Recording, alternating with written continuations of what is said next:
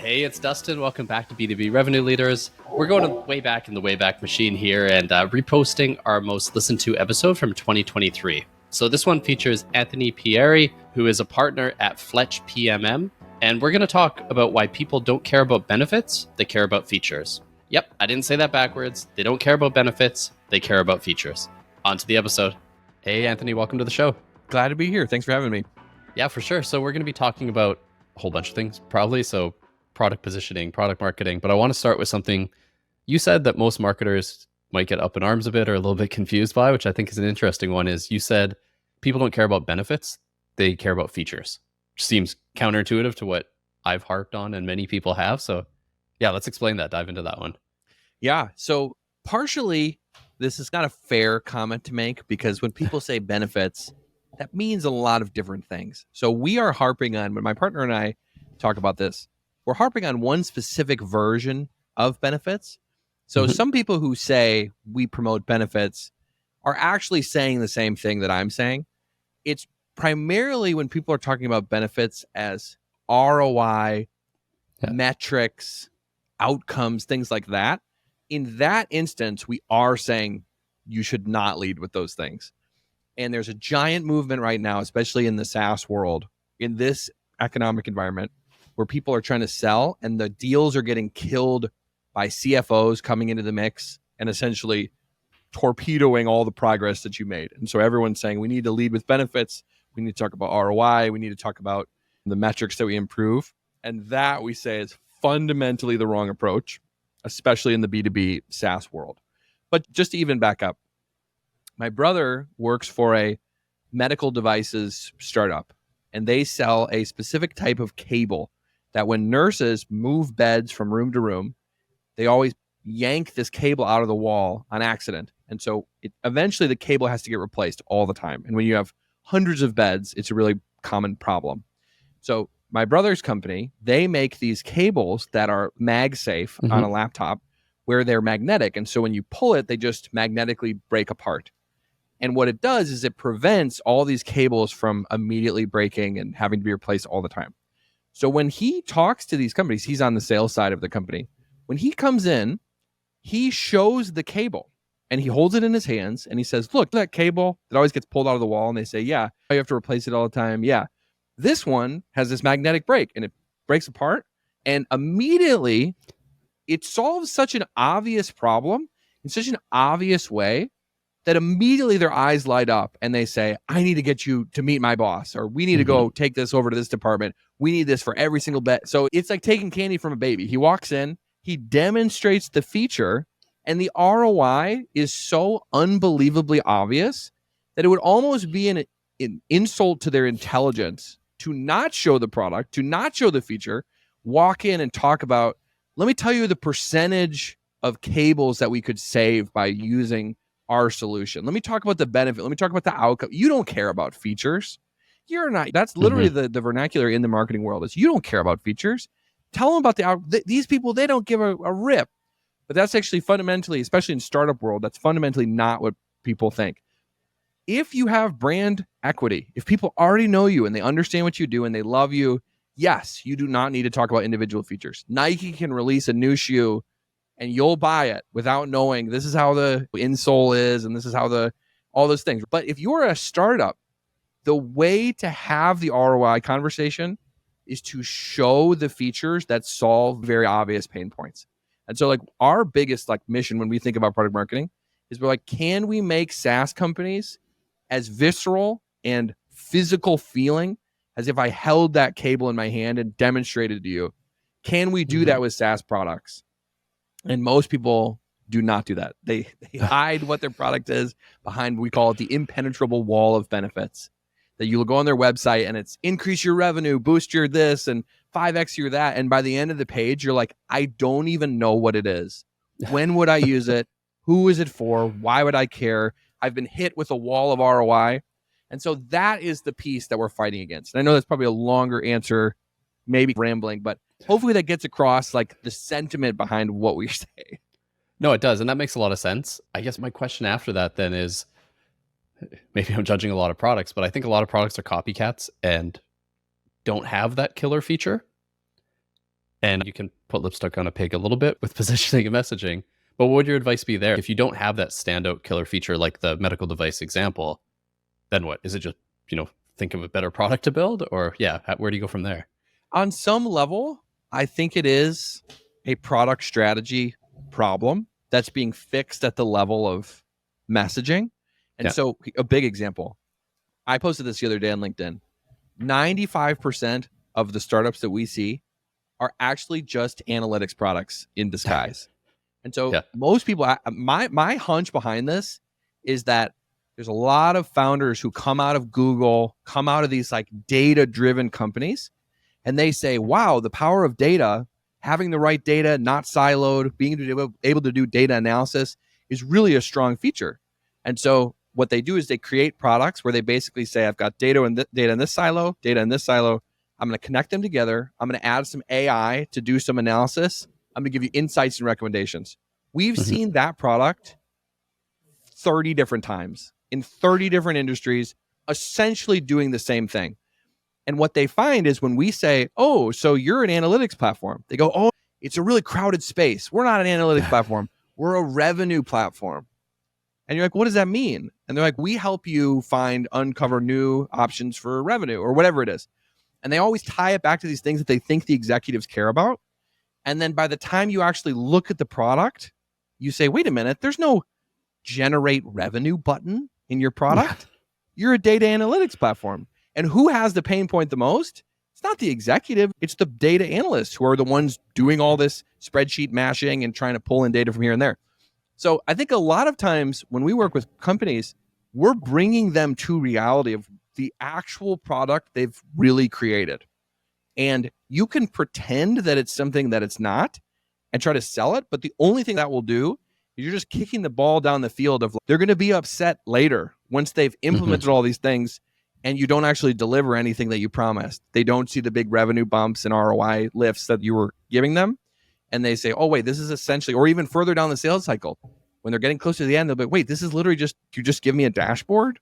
You just tell me these, and then they're going to kill the deal anyways. So it's like, be upfront about what you actually do, what you actually solve, lead with it. And if no one is interested, try to maybe go back to the drawing board of the product and try to figure out, is there a different group who cares about this more? Is there something we could change on the product strategy? It's obscuring it is not going to solve the problem. You're just kicking it down the field and it's going to become a bigger problem later. Yeah. And I think the one point you mentioned there too is think about whose problems you're solving with it. Because I find that disconnect as well, even as a marketer who writes messaging and positioning and has to do that a lot. It's hard to write to the individual level sometimes and be specific, but I find that's what actually hits home the most. Like anytime I got feedback on LinkedIn ads we've ran, for example, it was that spoke exactly to something I was feeling and was incredibly specific. It wasn't, I'm going to 10x your ROI. So how do you get those insights? And maybe the answer is obvious, talk to customers, but there's got to be more to it than that.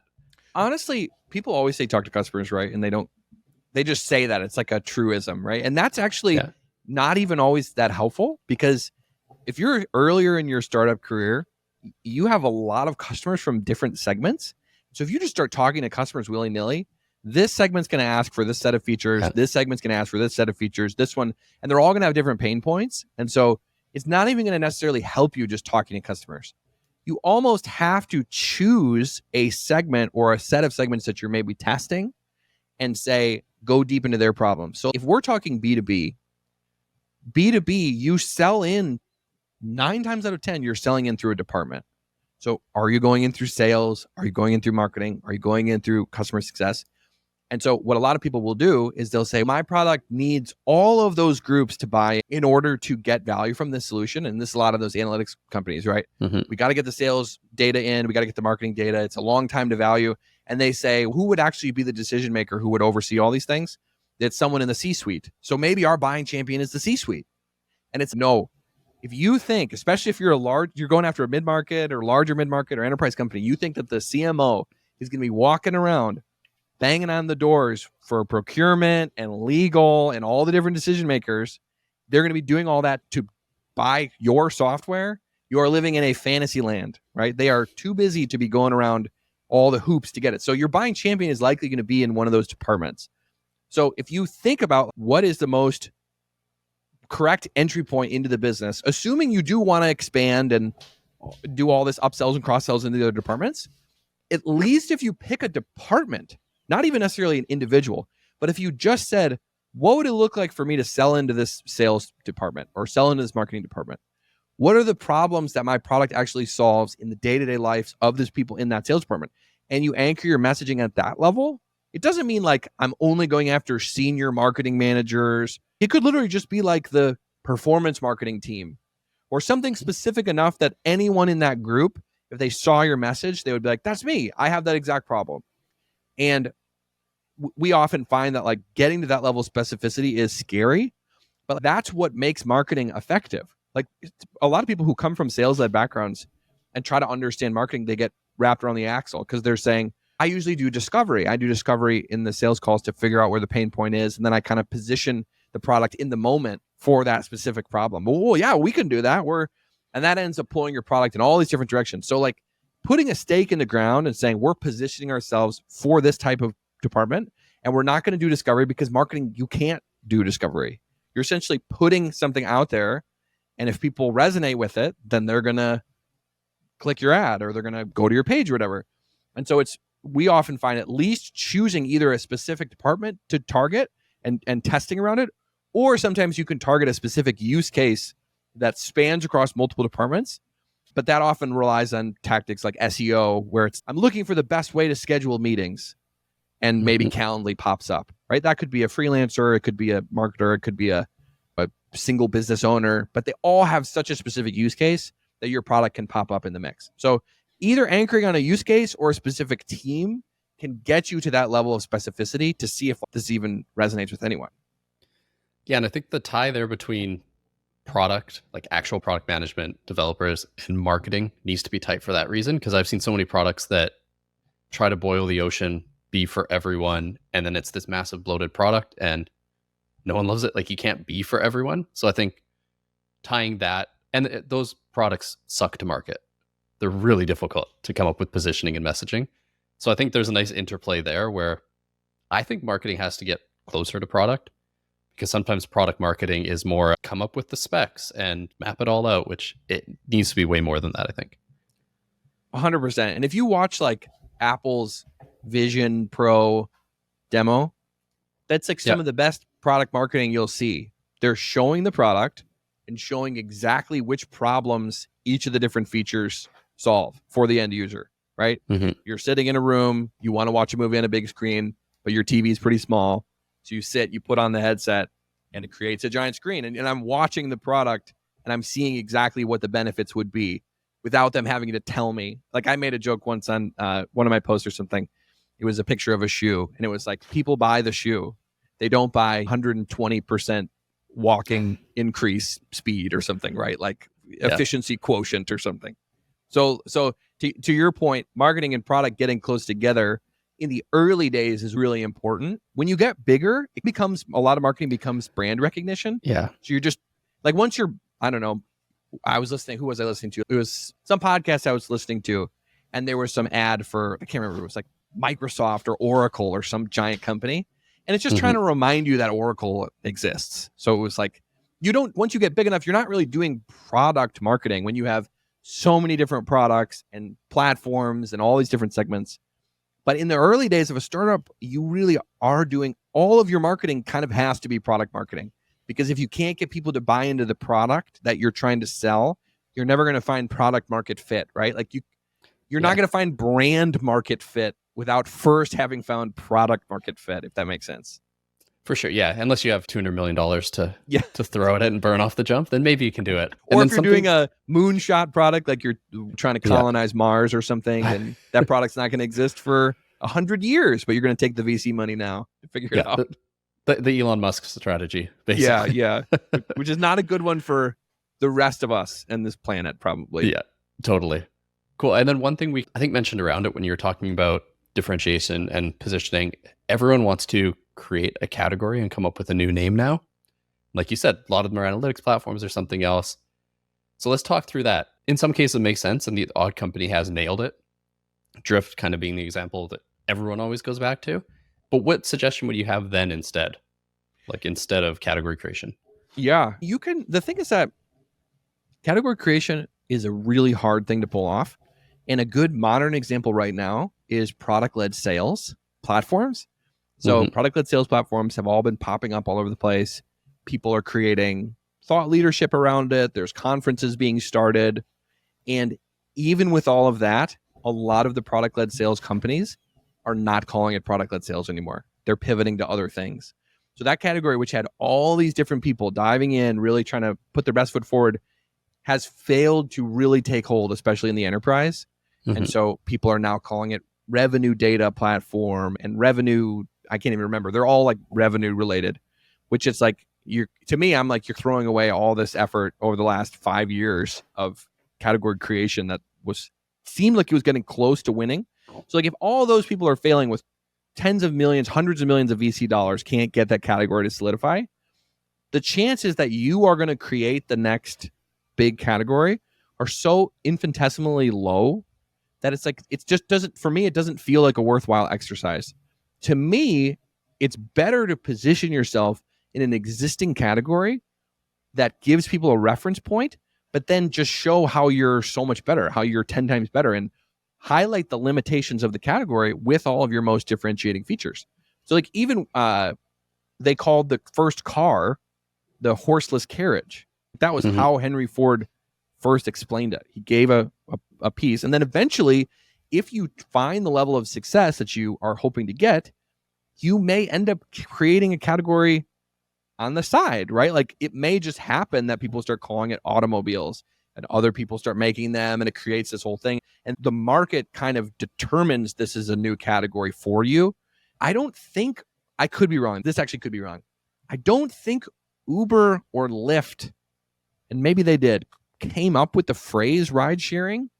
They may have, but to me, it was like when they got on the scenes, they were positioning in the taxi category, right? Like, we're your own private driver or something like that was their original tagline.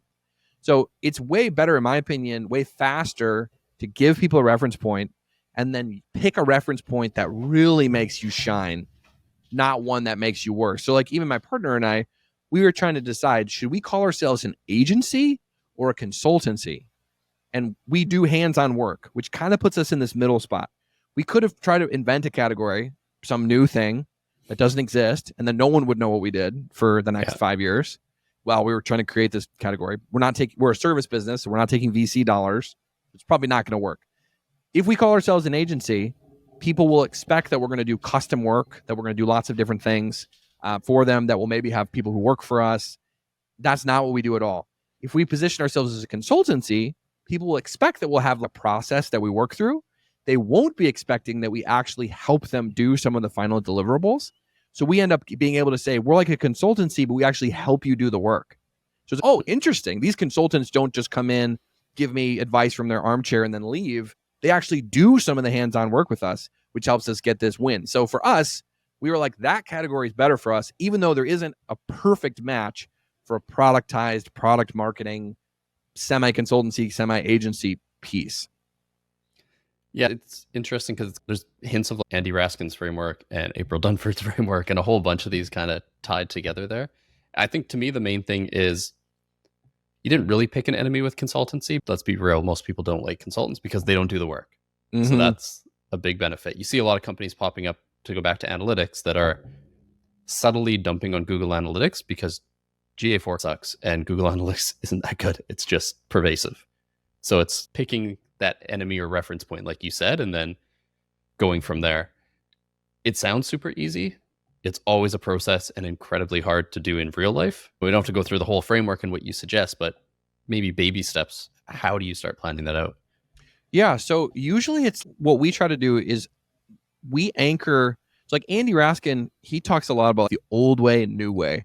Yeah. And he starts at the level of societal shifts, right? Like user behavior has changed or buying behavior has changed. And now we're in this like new era, and the companies who get this new era, they win. That messaging really works when you're talking to decision makers. It definitely does less work for the initial champion who you're trying to convince at the level of product marketing. So when we see like, how do we fit in with Andy's framework? We would say our messaging is more for the person experiencing a very specific pain in their day-to-day life, that you can come in as a savior and say, hey, we can get rid of that pain for you with this specific set of features or capabilities. That person then has to take you up the chain, and then some decision maker is likely going to have to approve this big, expensive software purchase. And in that conversation is where you talk Andy Raskin, right? Hey, you're trying to become an innovative company. Old companies are doing it this way. Here's a new way. So all that piece. So for us, when we're trying to think of the product category, we're using it through the lens of the champion, which is usually a couple levels down. Maybe it's a director or a manager, sometimes a VP, but even that is usually not the case. It's usually someone lower. And we try to say, what product categories are they currently using to solve this problem? And likely they're stringing together multiple different things. So if they're managing, let's say they're managing some sort of workflow, maybe they use a project management tool, they use a communication tool like Slack, and they use like a calendar tool. So if you have some sort of new invention that helps in this model, does it make sense to call them a calendar that can also do communication and project management? Does it make sense to call it a project management thing that also can do these other pieces? And so you just evaluate across the solutions that they're using today in their day-to-day life and say, which one of them would make the most sense as we're the BMW upgrade to this, and we can actually solve these other problems. And so it's a prioritization exercise. But yeah, we anchor everything because we're talking to the champion. It's less of what are people doing in the old way, and it's more what are they doing right now, and what are your people doing? Because that's the people. It's almost like an infomercial. Back in the day, you'd watch an infomercial late at night, and it would be like someone's taking their pots and pans out of a drawer and they're throwing them all on the ground. And it's, we have this new organization system. So it shows them in the problem that they're experiencing. Or the other one I always get is like the Instagram ads that I get. It's like when you're trying to put your shoes on and you have to bend down to grab the back. Now these shoes, you could just slide your feet in. And it's always like a current problem you're facing today paired with a solution that is very much current way and then the solution. So figuring out like what category in the current way that they do things makes the most sense is usually a decent starting point of figuring out where you want to put yourself. Yeah, and I think you went pretty much full circle there back to the beginning example where it's a very visceral thing when you're talking about a daily problem. A societal shift is hard to conceptualize, especially with, take marketing manager, who I've been in that role. You're busy as hell. You're just trying to stay alive and stay afloat and get things done more efficiently. So yeah, I think, yeah, that's an interesting way to approach it. And selling up, I feel like that's growing more traction now, mostly because, say, director level up are just inundated with messaging and pitches, and my inbox is insane because of that. That shift up works there. So let's say you've got your champion on board and you need to transition that to the big picture messaging.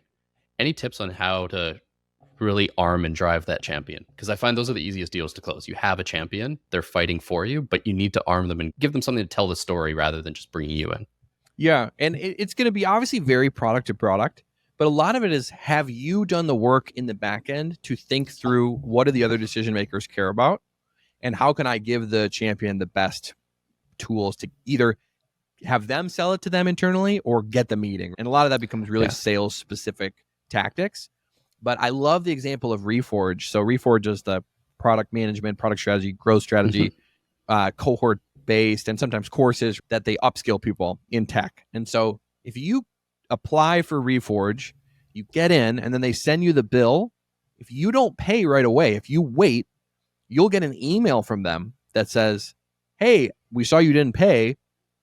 If you need help selling this to your manager, send them this email template. And they'll be like, you can rewrite it for yourself and add your own details. But it's essentially giving the ROI message. It's, hey, other companies that have invested in this upskilling have seen this metric improve. Because the higher you get up the chain, the less you're in day-to-day problems, and the more that you are just looking at numbers moving around, right? This is trending in the wrong direction. How are we going to get that up? And so if you can help tell that ROI story to the decision makers and arm the champions with those types of things, because essentially, like, the other decision makers, they're likely never going to be as invested in the solution as the champion is, and they're looking for reasons to kill it. So it's almost like objection handling, preemptive objection handling, right? Hey, we think the solution really help us in the marketing department, and I know money's tight right now, but and then you give them the message of like, companies that use this actually have seen like revenue go up in this area and that area. And the champion could care less about those things, but their boss might care. And so giving them that ammo usually is the best way to do it, rather than publicly positioning your company around what the decision maker cares about, who will never be looking for your solution. They'll never come on your website. They'll never interact with you unless the champion brings it to them. And the champion will never interact with you if you lead with ROI and increasing revenue and all that stuff that the champion wouldn't actually care about, because they're busy, they're in the day-to-day, and they're trying to solve these specific problems.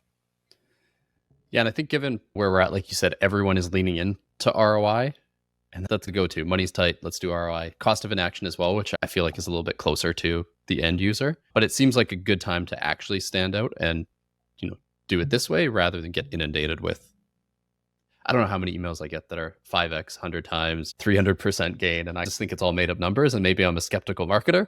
No, you are the norm. And this was actually, it was really funny. This is a short anecdote, but there was earlier on, like maybe 3 or 4 years ago, we had this idea, me and some of my siblings had this idea, and I thought it was this massive business opportunity.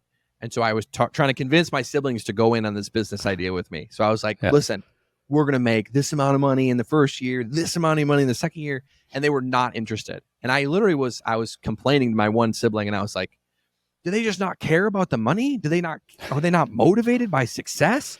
And she said, no, they just don't believe you.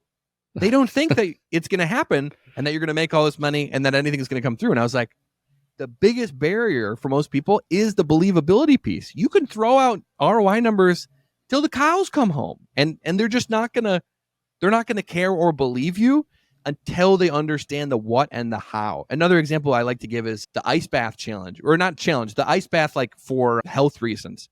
So you got all these people online who are saying, if you want to improve your sleep, you need to go in an ice bath every day for 5 to 10 minutes or whatever the amount is. And that's such a far jump of sitting in ice. I'm going to sleep better 8, 12, 14 hours later. Doesn't make any sense.